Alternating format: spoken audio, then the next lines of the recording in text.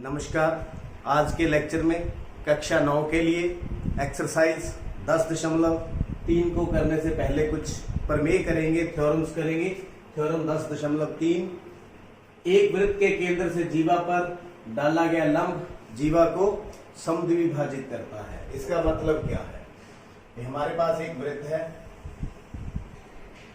ये वृत्त का केंद्र O, ये जीवा है AB, इससे लंब, ये एक लंब है OM, ये हमें दिया है। सिद्ध क्या करना है? समद्विभाजित करता है, मतलब AM बराबर MB, ये हमें सिद्ध करना है। तो दिया है सिद्ध करना, दिया है एक वृत्त जिसका केंद्र O तथा एक जीवा पर लंब OM लंब AB, OM लंब AB। सिद्ध क्या करना है?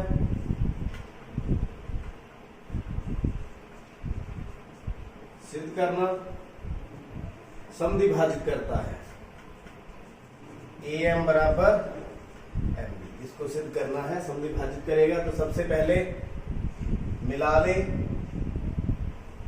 OA और OB को, तो परिमाण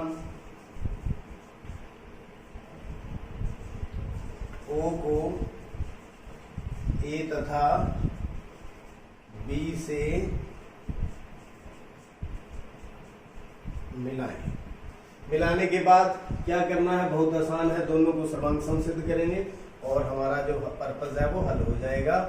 त्रिभुज OMA तथा OMB में, तो सबसे पहले ये देखिए 90-90 है, OMA बराबर में OMB बराबर में 90। क्यों 90 है? क्योंकि OM है वो लंब है AB के ऊपर और ये दिया है। उसके बाद देखिए OA बराबर में OB, क्यों बराबर है बताएंगे? क्योंकि ये दोनों क्या है? वृत्त की त्रिज्याएं, वृत्त की त्रिज्याएं। दो चीजें बराबर होगी तो तीसरी देखिए OM कॉमन, उभयनिष्ठ, साझी, कुछ मर्जी लिख लीजिए। तो कौन सा नियम लग गया? Right hand, RHS right hand, hypotenuse side, समकोण कर्ण भुजा, RHS या यूं कहें समकोण कर्ण भुजा नियम द्वारा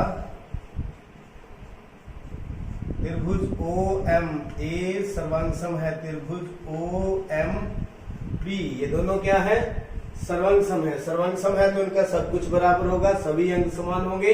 सभी अंग समान होंगे तो AM बराबर MB, CPCT। तो यही हमने सिद्ध करना था कि केंद्र से, अतः वृत्त के केंद्र से जीवा पर लंब जीवा को समद्विभाजित करता है, समद्विभाजित करता है। इति सिद्धम। इस प्रकार सिद्ध हुआ। 10.4 प्रमेय जो 3 का ही विलोम है। एक वृत्त के केंद्र से जीवा को समद्विभाजित करने के लिए खींची गई रेखा जीवा पर लंब होती है। मान लीजिए ये हमारे पास वृत्त, ये उसका केंद्र O, ये जीवा और यहां से एक लाइन खींची गई है जो जीवा को बराबर हिस्सों में बांटती है। और सिद्ध क्या करना है, ये इसके ऊपर लंब है, दिया है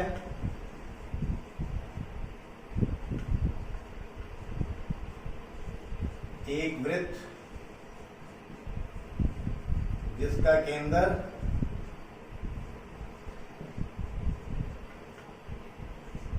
O तथा केंद्र O से जीवा पर खींची गई रेखा इस प्रकार है कि AM बराबर MB, यानी कि ये समद्विभाजित कर रही है। सिद्ध क्या करना है,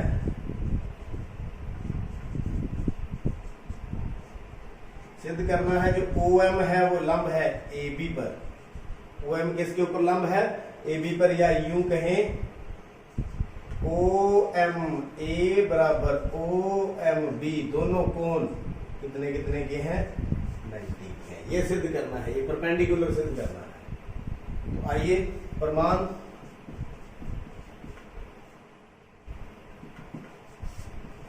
O को A तथा B से मिलाएं। O को A तथा B से मिलाएं, बिल्कुल उसी तरह से, उसी प्रकार सर्वांगसम सिद्ध करेंगे। बस सर्वांगसम सिद्ध करने का जो मेथड है वो अलग लेंगे। अब त्रिभुज OAB तथा त्रिभुज OAM तथा OBM में देखिए, सबसे पहले OA बराबर OB वही करेंगे। क्यों, वृत्त की त्रिज्याएं, कारण लिखना बहुत जरूरी है। तो OM बराबर में OM, क्यों, उभयनिष्ठ। तीसरा, ये सांझी है, तीसरा AM बराबर MB दिया है। तो S S S S S S यानी कि भुजा भुजा भुजा नियम द्वारा त्रिभुज OAM सर्वांगसम है त्रिभुज OBM, ये दोनों सर्वांगसम सिद्ध कर दी। तो ये कोण बराबर होंगे कौन से, मैं 1 नंबर और 2 नंबर कह सकता हूं। OMA किसके बराबर, OMB, क्यों, CP अब ये दोनों बराबर है, नंबर 1 डाल देता हूं। परंतु देखिए दोनों का जोड़ 180 है। OMA जमा में OMB, दोनों का जोड़ 180। तो यहां मैं वैल्यू पुट कर दूं, OMA लिख दूं, इसको नंबर 2 डाल दूं, 1 तथा 2 से। देखिए OMA, इसकी जगह भी मैं OMA लिख सकता हूं क्योंकि 1 से। OMA बराबर में 180, ये डबल हो गया। OMA बराबर में 180, तो OMA कितना आ गया, 180 बटा में 2। तो ये हमने लंब सिद्ध कर दिया। OMA 90 है तो ये भी 90 है। तो OMA बराबर में OMB बराबर में 90। इसका मतलब क्या हुआ, जो है OM है वो परपेंडिकुलर है किसके ऊपर, AB के ऊपर। तो इति सिद्धम, तो यही हमने सिद्ध करना था। ये लंब होता है और ये लंब हमें सिद्ध। थ्योरम 10.5 बहुत ही रुचिपूर्ण है। 3 दिए गए आंसर रेखी बिंदुओं द्वारा होकर जाने वाला एक और केवल एक वृत्त है। इसका मीनिंग क्या है? हमारे पास क्या है? 3 बिंदु हैं, 1 2 3। तो 3 बिंदु हैं A, B और C। तो क्या दिया है? 3 असरेखी। असरेखी का क्या मतलब होता है? जो एक सर्म रेखा में नहीं है। 3 अंसरेखी बिंदु A, B और C, ये 3 बिंदु दिए हैं जो कि एक सर्म रेखा में नहीं है। सिद्ध क्या करना है?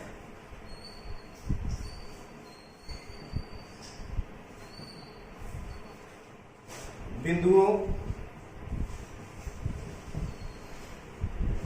A, B और C द्वारा होकर जाने वाला एक और केवल एक वृत्त है। एक और केवल एक वृत्त है। तो ये हमने सिद्ध करना है। तो कैसे सिद्ध करेंगे? प्रमाण, इसमें रचना करेंगे। पहले क्या करें? AB और BC को मिलाएं। A को B से, B को C से मिलाएं। देखिए इनको मिला लें।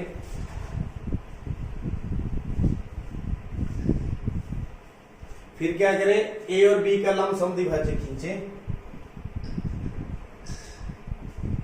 AB का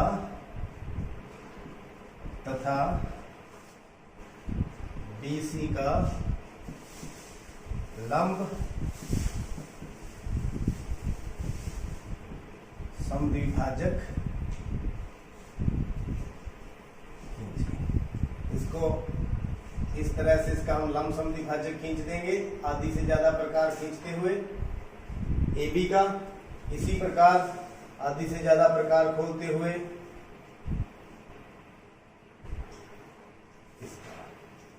तो ये जहां मिलेगा वहां बिंदु आ जाएगा O। अब बिंदु O की स्थिति हम किस प्रकार जानेंगे? तो देखिए ये लंब समद्विभाजक है। अपन इस O को A से और O को B से मिलाएं। अब O को A तथा B से मिलाएं। इनको मिला दिया तो देखिए यहां मैं एक बिंदु नाम दे देता हूं M। अब इन दोनों त्रिभुजों को हम सर्वांग सिद्ध करेंगे। त्रिभुज OAM तथा त्रिभुज OBM में, आपको पता है ये नाम समद्विभाजक है। तो कैसे करेंगे? ये लंब समद्विभाजक है, मतलब AM बराबर में MB, ये रचना है। तो आगे OMA बराबर OMB, ये भी क्या है? 90 है। ये भी रचना करी है हमने। तीसरा OM ओभेनिस्ट। तो कौन से नियम के द्वारा? SAS। SAS भुजा कोण भुजा नियम द्वारा त्रिभुज OAM सर्वांग सम है त्रिभुज OBM। ये दोनों क्या होगी? सर्वांग सम।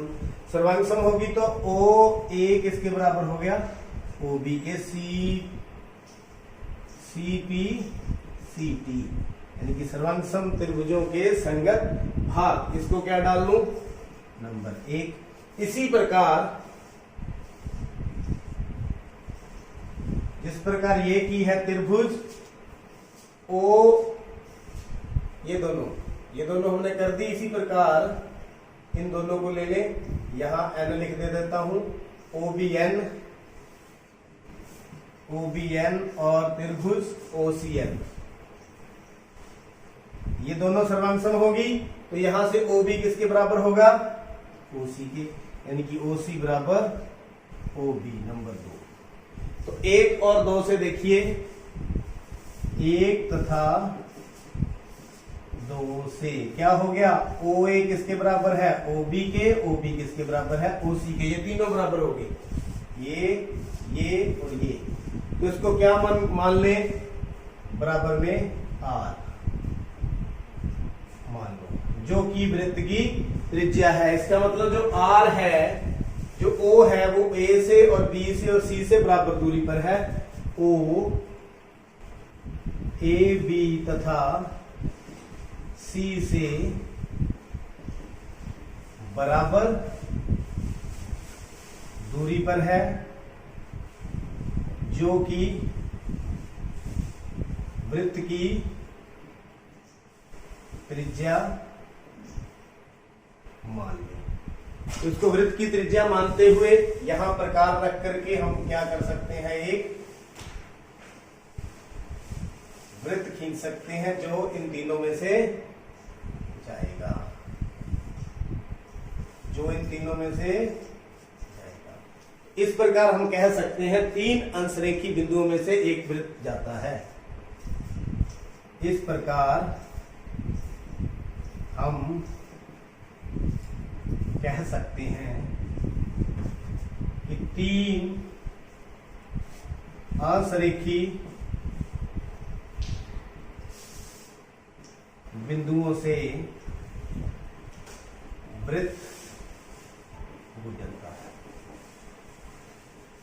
परंतु अभी हमारी प्रमेय पूरी नहीं हुई। यहां क्या है? केवल और केवल एक वृत्त है। तो यहां क्या और भी गुजर सकते हैं? तो आप देखिए, इन दोनों बिंदुओं के जो लंब समद्विभाजक है, एक बिंदु पर मिल सकते हैं, इससे ज्यादा बिंदु पर नहीं मिल सकते, क्योंकि ये अगर यहां मिलेगा तो ये नहीं मिलेगा।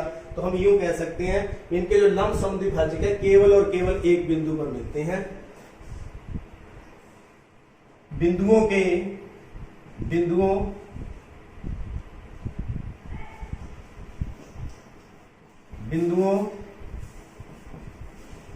A, B और C के AB और BC के लंब समद्विभाजक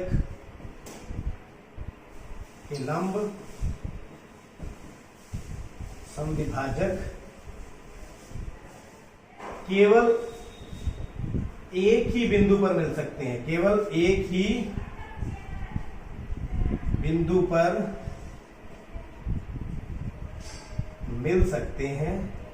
तो केवल एक ही बिंदु पर मिल सकते हैं, तो त्रिज्या केवल एक ही होगी। इसका मतलब क्या है? तो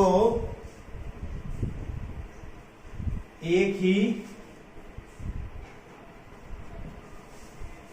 त्रिज्या होगी, एक ही त्रिज्या होगी, तो केवल एक और एक ही वृत्त, तो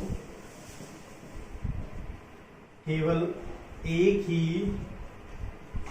वृत्त गुजरेगा। इति सिद्धम।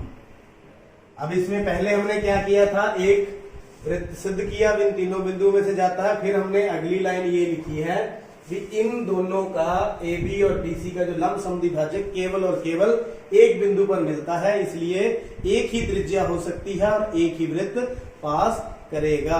उम्मीद करता हूं ये तीनों आज की प्रमेय आपने अच्छी तरह से समझ ली हैं। तो देखते रहिए, समझते रहिए और चैनल को सब्सक्राइब करें। आपका बहुत बहुत धन्यवाद।